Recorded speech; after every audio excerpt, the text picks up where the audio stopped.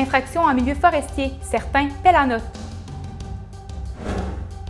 Un fonds portant le nom de Guylaine Potvin annoncé à la suite du jugement de Marc-André Grenon.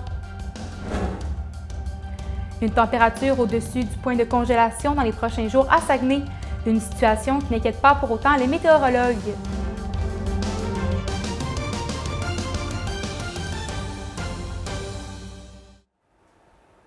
Bonjour à tous et bienvenue au bulletin de la Pige en direct.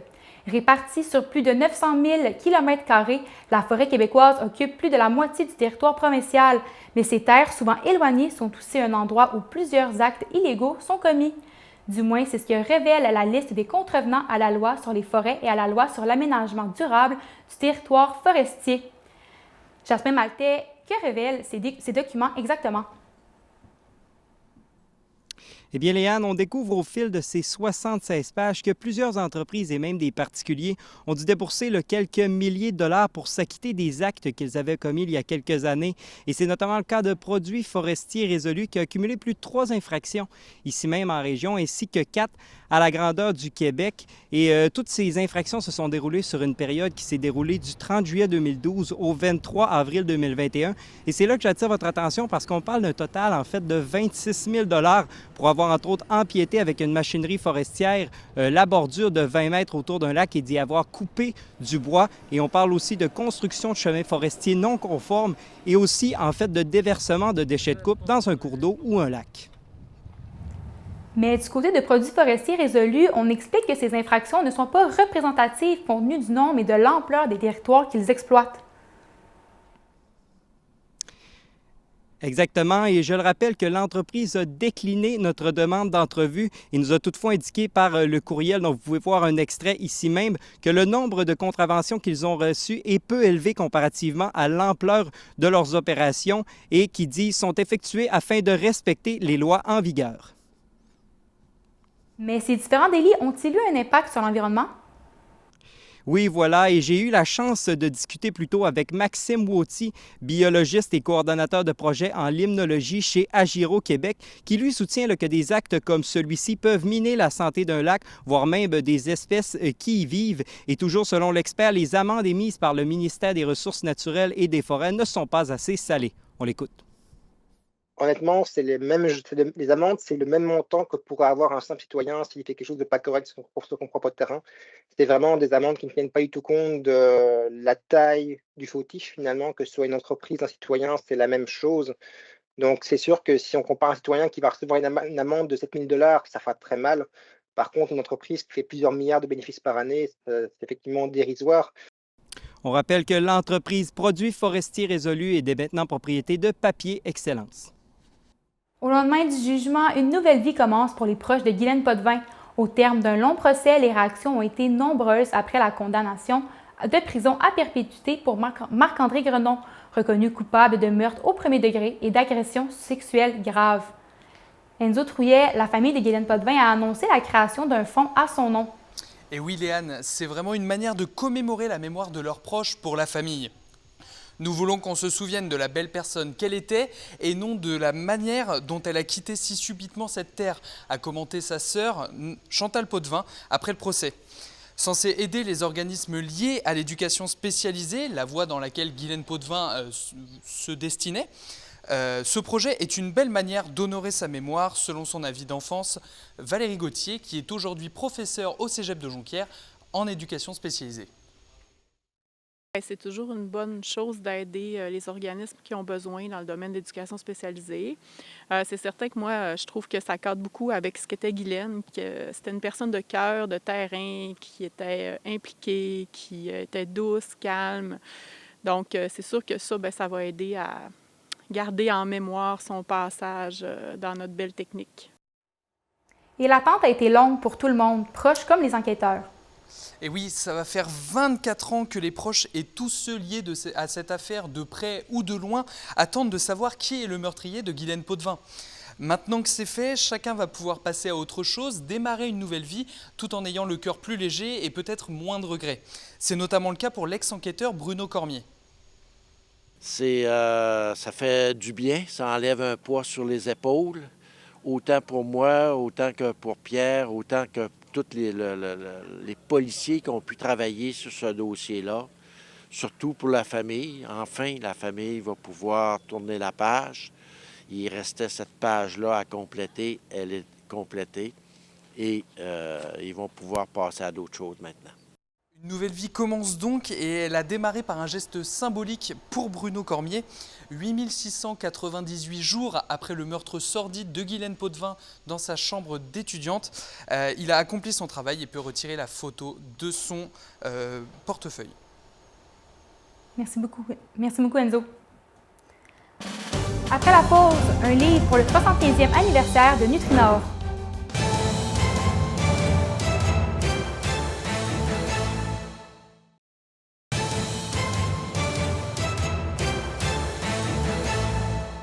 Pour fêter les 75 ans de Nutrinor, l'historien Danny Côté a lancé son ouvrage Nutrinor, une coopérative.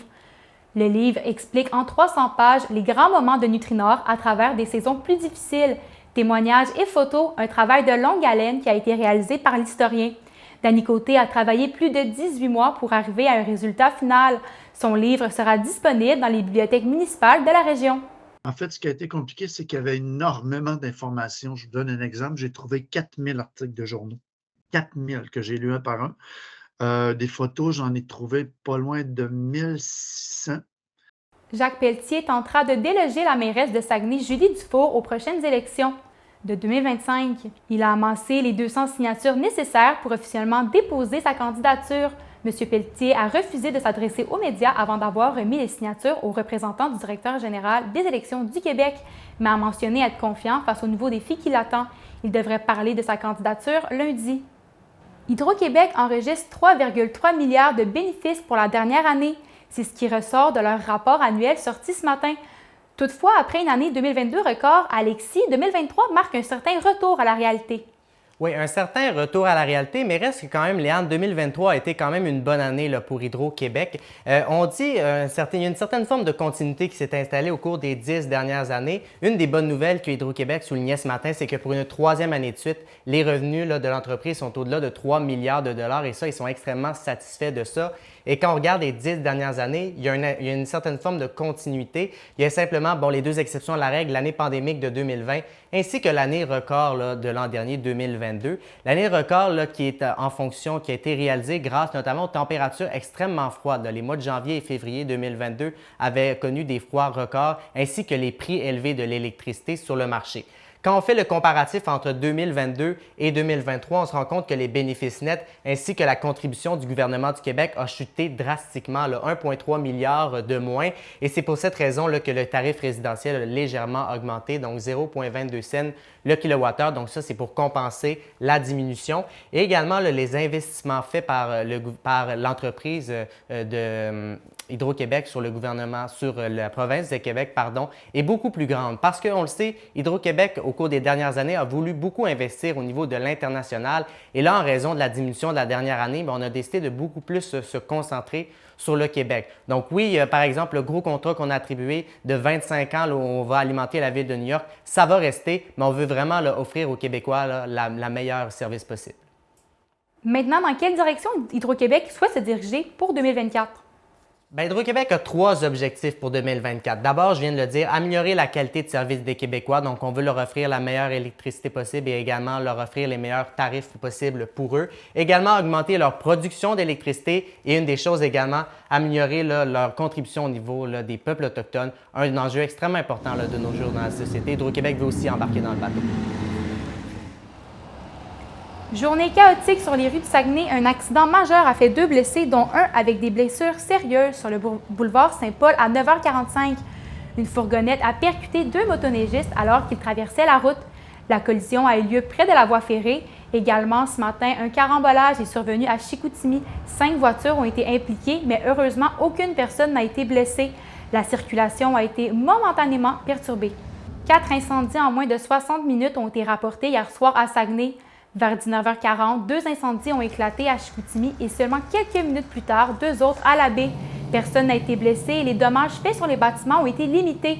Les 2 incendies de la baie ont été causés par des feux de foyer, ce qui inquiète les pompiers de Saguenay.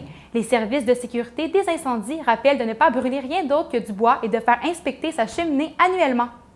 Ensuite, on va demander aux gens de procéder au ramonage de leur cheminée à chaque année, minimalement. Donc, tout dépendant de la quantité de bois qu'ils vont brûler dans l'année, de soit faire ramoner de une à deux fois là, à peu près pour être sûr qu'il n'y ait pas de bouchon qui se fait dans les conduits.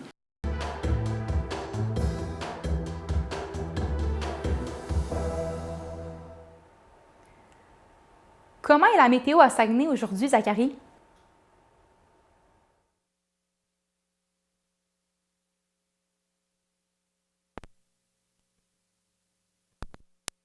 Températures qui sont quand même chaudes au voir là, au courant des prochains jours. On sent le printemps qui s'en vient bientôt à nos portes.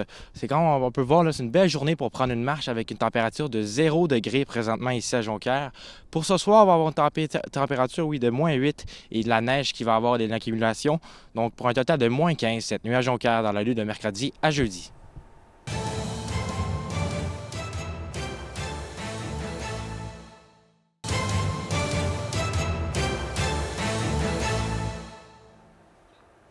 132 places subventionnées seront rendues disponibles dans les garderies du Saguenay-Lac-Saint-Jean.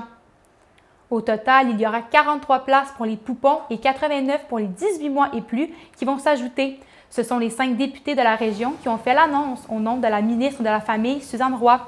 Le gouvernement a aussi créé 1082 places dans 8 régions du Québec pour offrir des services de garde éducatifs adaptés pour les Premières Nations et Inuits. Le Cégep de Jonquière offrira, à compter de l'automne 2024, une formation accélérée du programme d'éducation spécialisée. Elle permettra aux étudiants qui ont déjà une formation au collégial de compléter les cours en 2 ans au lieu de 3. Ces étudiants vont avoir une grille de cours adaptée. Il s'agit de la 2e annonce du genre pour le Cégep de Jonquière qui dévoilait une formation de 2 ans en travail social plus tôt cette semaine.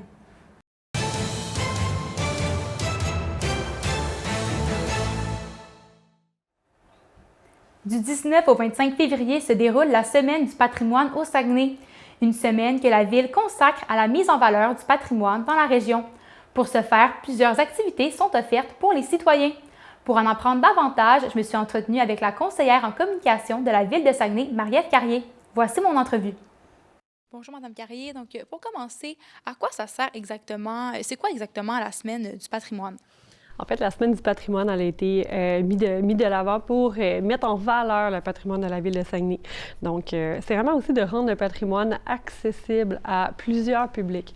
Parce que des fois, le patrimoine, on le sait, c'est un peu plus un public légèrement plus ciblé, hein, on s'entend. Mais fait que là, nous, on cherchait à vraiment l'exploser, là, de vraiment l'éclater et d'aller chercher différents publics.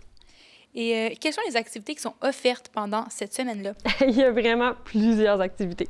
Ça peut être autant des activités qui sont à date fixe, avec une heure fixe, comme par exemple, on a un vernissage avec aussi une discussion qui suit, je pense que c'est jeudi soir pour l'exposition qui est derrière nous, qui va parler du sujet de la femme en région. Mais ça peut être aussi des expositions, il y en a plusieurs sur le territoire. Il y a des activités qui sont faites pour les enfants, les jeunes familles. Donc là, on essaie de les initier tranquillement, peu vite, les petits jeunes. Ça se passe durant la fin de semaine, donc samedi dans la journée, dans la bibliothèque. Il y a aussi des activités qui sont un petit peu plus pointues, là, donc un peu plus sur la généalogie, par exemple. Donc, mais c'est vraiment quand même pour un public quand même assez large. Là. C'est vraiment, on s'adapte à chaque public, mais il y en a qui sont un petit peu plus pointus. Et parlons-en justement de l'exposition devant laquelle on se retrouve présentement, l'exposition des filles de Sagami. Qu'est-ce qu'une exposition comme celle-là peut apporter de positif à la semaine du patrimoine? Ça l'apporte, on appelle ça, en fait, le patrimoine, ça a quand même le mot c'est P comme l'homme, le mettre de l'avant l'homme.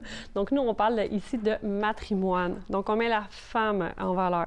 Donc, vraiment, la femme, on est dans l'histoire. Parce que souvent, dans l'histoire, on a beaucoup plus les hommes. Parce que c'est eux qui avaient les métiers plus importants. Puis, mais il y a quand même plusieurs ambassadrices qui ont vraiment eu un très grand impact en région. Puis, qu'est-ce que vous diriez justement à une personne qui veut en apprendre davantage sur le patrimoine de la région, mais qui ne sait pas trop par où commencer? Qu'est-ce que vous diriez pour le convaincre de s'intéresser à ça? Déjà, on a quand même plusieurs musées qui sont sur le territoire. Ils ont chacun leur propre spécialité, mettons, là, comme il y en a une qui est plus scientifique, etc. Mais ils parlent tout le temps, ça a toujours un lien avec le patrimoine, parce qu'on s'entend, il y a plusieurs patrimoines. Il y a le patrimoine bâti, le patrimoine immobilier, il y a le patrimoine alimentaire, là, donc on parle, par exemple, la soupe aux courgades en région est super importante. Donc, c'est de commencer par ça. Puis, à Saguenay, bien, il y a la page Internet, patrimoine.saguenay.ca. Puis, il y a plein de choses à apprendre aussi là-dessus. Bien, merci beaucoup, Mme Carrier. Ça fait plaisir. Le député de Jonquière pour le Bloc québécois, Mario Simard, demande à Ottawa de bonifier le fonds de la taxe sur l'essence et la contribution du Québec. Selon le Bloc, les petites municipalités ne bénéficient pas assez de cette mesure comparée aux grandes villes. Dans les régions, les conseils municipaux de Saint-Fulgence et de Sainte-Rose-du-Nord ont demandé au fédéral de débloquer des fonds par crainte de ne pas pouvoir se payer un camion de pompiers pour l'an prochain. Au courant des prochaines heures.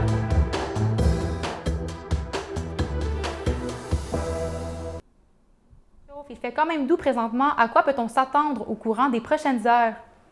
Oui, Léane, on peut s'attendre à quelques nuages au courant de la soirée, une accumulation de 2 cm par endroit. Et au retour, je vous parle de quelques idées de sortie cette fin de semaine pour les amoureux du sport.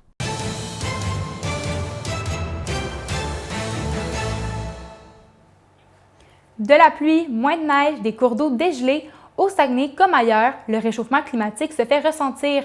Face à ces variations imprévisibles, plusieurs activités hivernales se retrouvent impactées, une situation qui n'alarme pas pour autant les météorologues. Un reportage d'Esther Dabert.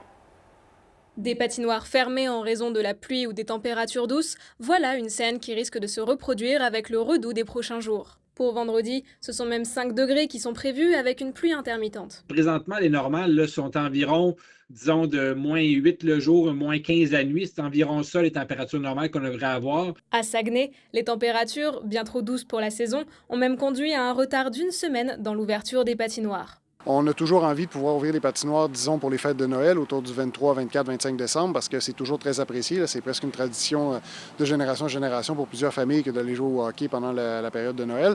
Ceci dit, cette année, la météo a eu raison de nous, puis ça a été ouvert le 2 janvier. Donc, on parle d'une saison beaucoup plus tardive que les autres. Même si skieurs, pêcheurs et patineurs ne cachent pas leur inquiétude, du côté des météorologues, on relativise.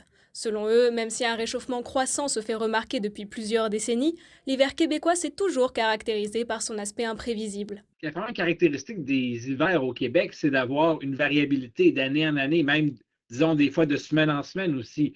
Dans les années passées, on a eu 2021 qui était un hiver assez léger, assez doux aussi. Le record, si on veut, du mois le plus doux, c'est 2010. Donc, c'est des années qui sont pas très lointaines, mais entre ça, on a eu des hivers réguliers, même sous les normales pour les températures. Donc, il faut voir que chaque année va être variable. Les entreprises qui proposent des activités hivernales vont devoir s'adapter à ces variations qui risquent de devenir monnaie courante. En plus d'une hausse des températures, c'est également une généralisation des phénomènes météorologiques extrêmes qui est à prévoir. On va avoir une transformation sur le type de phénomène qu'on va voir. Peut-être des extrêmes un peu plus importants, des températures maximales qui vont être plus poussées au courant de l'hiver, des tempêtes qui pourraient être quand même plus costaudes. D'ici là, pour la fin de l'hiver, le météorologue prévoit une généralisation des températures supérieures aux normales de saison. Certainement que le printemps sera également précoce. Après la pause, un nouveau tournoi de hockey niveau M13-3A à la baie.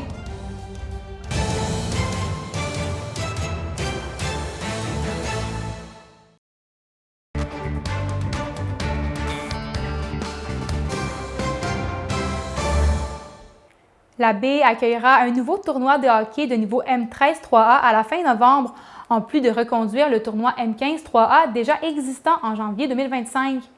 Le nouveau tournoi, obligatoire pour toutes les équipes de la catégorie au Québec, comptera 25 équipes et se déroulera sur les 2 glaces du Centre des sports Jean-Claude Tremblay. Les organisateurs estiment environ 30 000 $ de retombées économiques pour le hockey mineur régional et un autre 30 000 exclusivement pour les espoirs bleus et or du Saguenay-Lac-Saint-Jean. Malgré tout, on semble craintif concernant l'accueil des participants dans la ville. Au niveau touristique, c'est quand même serré, là. Dans les hôtels, là, on commence à avoir, c'est quand même à peu près 600 nuits, là, 600 nuitées qu'on a besoin. Donc, c'est un petit peu serré au niveau hôtelier. Netflix a annoncé la sortie d'un documentaire sur les Expos de Montréal pour souligner les 20 ans du départ de l'équipe de baseball. L'émission se penchera sur les causes du déménagement de l'équipe à Washington, ainsi que les nombreux débats sur le potentiel retour des Expos au Québec. Le film sera réalisé par Jean-François Poisson et produit par Marie-Christine Pouliot et Richard Spire.